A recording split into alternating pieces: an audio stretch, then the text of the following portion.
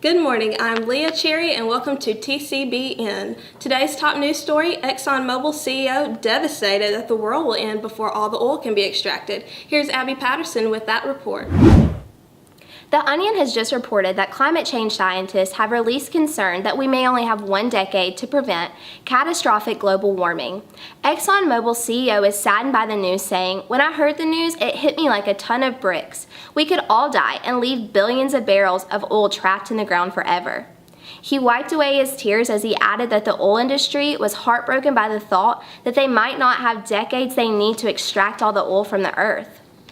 The thought that saddened him most was that future generations of employees are not going to enjoy the same profit as him.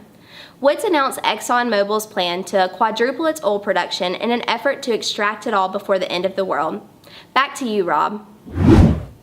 Thank you, Abby. That was very enlightening. Let's turn it over to Brett for the weather. Thank you, Margaret. Now to the weather.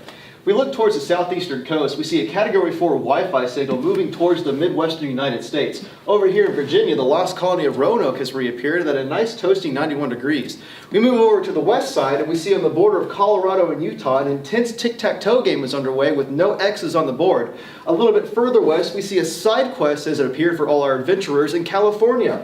More north, we see that Montana has taken the L, and over here in North Dakota, the Bismarck has resurfaced with a nice cool 63 degrees in its hull, despite all the torpedo damage. Back to you, Brooklyn.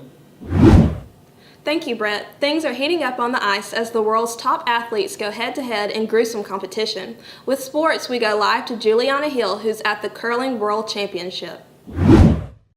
Thank you, Becky. I'm live in Pyeongchang, where I've been waiting here 7 months to bring this report. Surprisingly, the U.S. men's curling team defeated Sweden to bring home the United States' first gold in what is essentially horseshoes on ice. Gold medalists John Schuster, Tyler George, Matt Hamilton, John Lannister, and Joe Polo started their career as a regular suburban father who was just merely trying to get away from their wives. Reports say that their excuse of going bowling finally failed after the 12th attempt, so they needed to mix it up a little bit.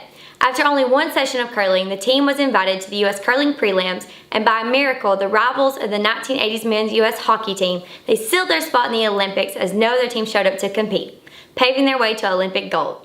This will definitely be one for the history books, even though I'm the only one still celebrating. Back to you, Deborah. Thanks for that riveting update, Juliana. This has been This Can't Be News.